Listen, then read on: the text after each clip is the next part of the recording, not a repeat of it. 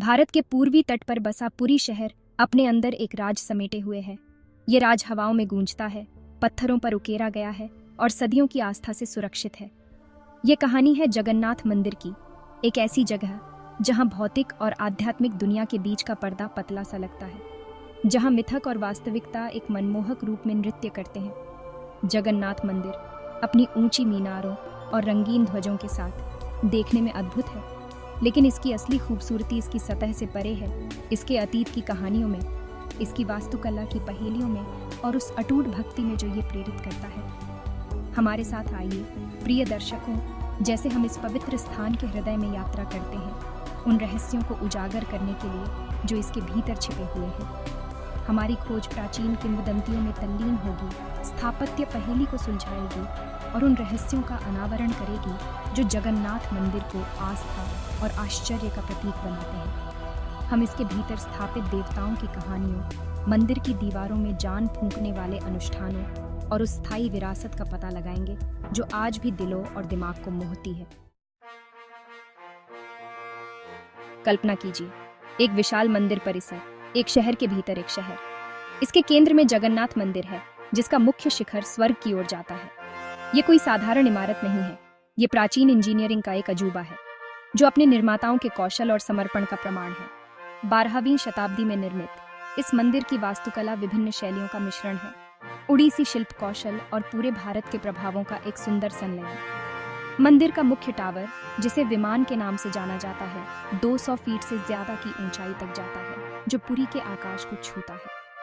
मंदिर परिसर आंगनों का एक जाल है, हर एक का अपना उद्देश्य और महत्व है।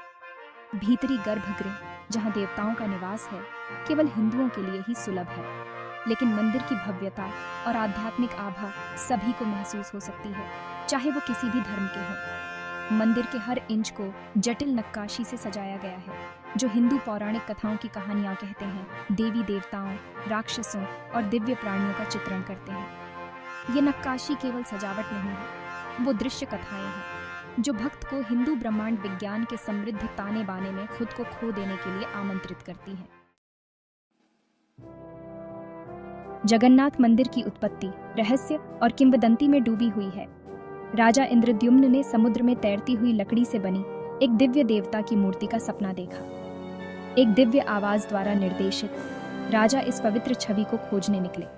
उनकी खोज उन्हें विश्वावसु नामक आदिवासी मुखिया के पास ले गई, जो नील माधव की पूजा करते थे। राजा ने शर्त मानी, मंदिर का द्वार 15 दिनों के लिए बंद रहेगा। उत्सुकता में राजा ने दरवाजे खोल दिए। देवता गायब हो गए, राजा निराश हो गए। दिव्यवाणी ने राजा को समुद्र में तैरता हुआ लट्ठा खोजने का निर्देश दिया। इस लट्ठे से एक दिव्य बढ़ई ने जगन्नाथ, बलभद्र और सुभद्रा की मूर्तियों को तराशा। जगन्नाथ मंदिर के गर्भगृह में पवित्र त्रिमूर्ति विराजमान है। जगन्नाथ, उनके बड़े भाई बलभद्र और उनकी बहन सुभद्रा। हिंदू देवी देवताओं के पारंपरिक अभ्यावेदनों के विपरीत ये मूर्तियां अद्वितीय हैं। लकड़ी से तराशी गई ये मूर्तियां अधूरी हैं, जिनकी आंखें बड़ी हैं और हाथ नहीं हैं। जगन्नाथ, जो मुख्य देवता हैं, विशेष रूप से आकर्षक हैं। उनकी बड़ी गोल आंखें और चौड़ा मुस्कुराता हुआ मुंह उन्हें एक उदार, लगभग बच्चों जैसा रूप देता है। हाथों का न होना, किसी भी तरह की कमी होना तो दूर, उनके सर्वव्यापी आलिंगन के प्रतीक के रूप में देखा जाता है। बड़े भाई बलभद्र को सफेद रंग में दर्शाया गया है, जो शांति और शांति का प्रतीक है। वो जगन्नाथ के बगल में रक्षात्मक रूप से खड़े हैं। उनकी मजबूत उपस्थिति भक्तों के लिए आश्वासन का स्रोत है। बहन सुभद्रा को चमकीले पीले रंग से सजाया गया है, जो समृद्धि और खुशी का प्रतिनिधित्व करता है। देवताओं के अपरंपरागत स्वरूप अटकलों और व्याख्या का विषय रहे हैं। कुछ लोगों का मानना है कि यह ईश्वर के निराकार, सर्वव्यापी स्वरूप का प्रतिनिधित्व करता है। अन्य इसे सृजन की अधूरी प्रकृति के प्रतीक के रूप में देखते हैं, जो लगातार विकसित हो रहा है और नए रूप ले रहा है। जगन्नाथ मंदिर के सबसे दिलचस्प पहलुओं में से एक है महाप्रसाद, देवताओं को चढ़ाया जाने वाला भोजन और फिर भक्तों को वितरित किया जाता है। ये कोई साधारण भोजन नहीं है, माना जाता है कि यह दिव्य आशीर्वाद से युक्त है। महाप्रसाद की तैयारी एक पवित्र अनुष्ठान है, जिसे 'सुआर' के नाम से जाने वाले रसोइयों के एक समर्पित समूह द्वारा किया जाता है। भोजन मिट्टी के बर्तनों में लकड़ी की आग पर पकाया जाता है। किंवदंती है कि मंदिर की रसोई में वही आग सदियों से लगातार जल रही है। हर दिन भारी मात्रा में भोजन तैयार किया जाता है, जो हजारों भक्तों को खिलाने के लिए पर्याप्त होता है। महाप्रसाद का सबसे उल्लेखनीय पहलू यह है कि इसे स्वयं देवताओं का आशीर्वाद प्राप्त माना जाता है। ऐसा माना जाता है कि जिस क्षण भोजन जगन्नाथ को अर्पित किया जाता है, उसी क्षण वह उनकी दिव्य ऊर्जा से भर जाता है। महाप्रसाद न केवल भक्ति का प्रतीक है, बल्कि सामाजिक समानता को बढ़ावा देने में मंदिर की भूमिका का एक शक्तिशाली अनुस्मारक भी है। सभी जातियों और पृष्ठभूमि के लोग एक साथ महाप्रसाद ग्रहण करते हैं, सामाजिक बाधाओं को तोड़ते हैं और ईश्वर की नज़र में एकता के विचार को पुष्ट करते हैं। जगन्नाथ मंदिर के मुख्य शिखर के ऊपर एक ध्वज लहराता है, जिसे पिता पबना के नाम से जाना जाता है। कहा जाता है कि यह प्रकृति के नियमों को चुनौती देता है। पिता पबना हमेशा विपरीत दिशा में समुद्र की ओर लहराता है। इस घटना ने सदियों से पर्यवेक्षकों को हैरान किया है। कुछ लोगों का मानना है कि यह जगन्नाथ की दिव्य शक्ति का प्रमाण है। हमेशा बहने वाला झंडा जगन्नाथ कथा का एक अभिन्न अंग बन गया है। ऐसा कहा जाता है कि पिता पबना की एक झलक किसी के पापों को धो सकती है। मंदिर के मुख्य शिखर के ऊपर पिता पबना के साथ सुदर्शन चक्र है, जो एक विशाल डिस्क जैसा हथियार है।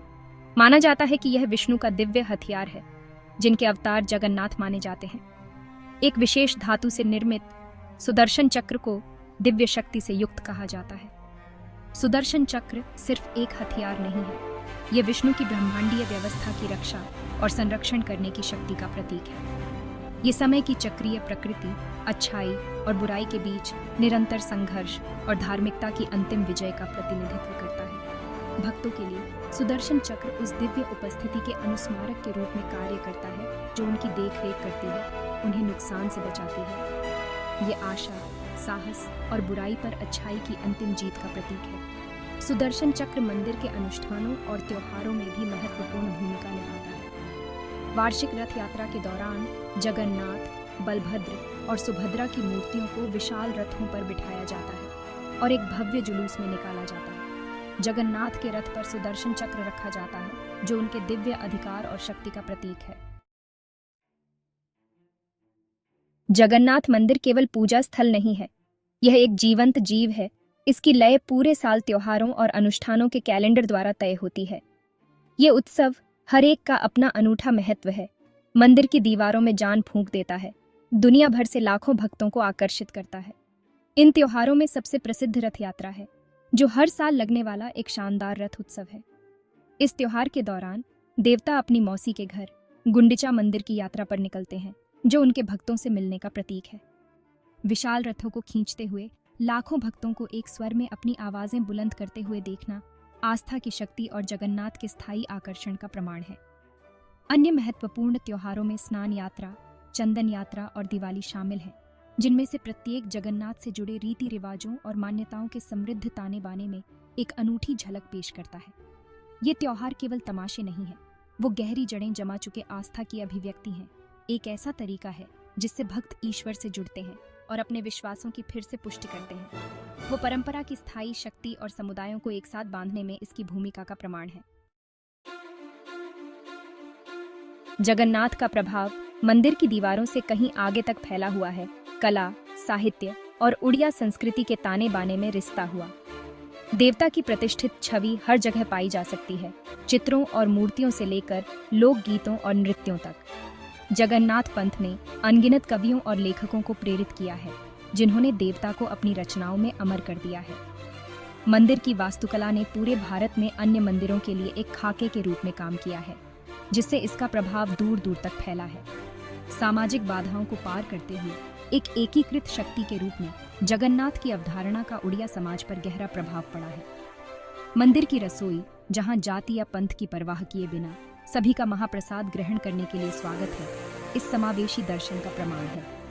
जगन्नाथ की विरासत आस्था की शक्ति और एक ऐसे देवता के स्थायी आकर्षण का प्रमाण है, जो सभी को अपनाता है, चाहे उनकी पृष्ठभूमि या मान्यता कुछ भी हो। यह एक अनुस्मारक है कि ईश्वर सबसे अप्रत्याशित रूपों में प्रकट हो सकता है, भक्ति और आश्चर्य को समान रूप से प्रेरित करता है।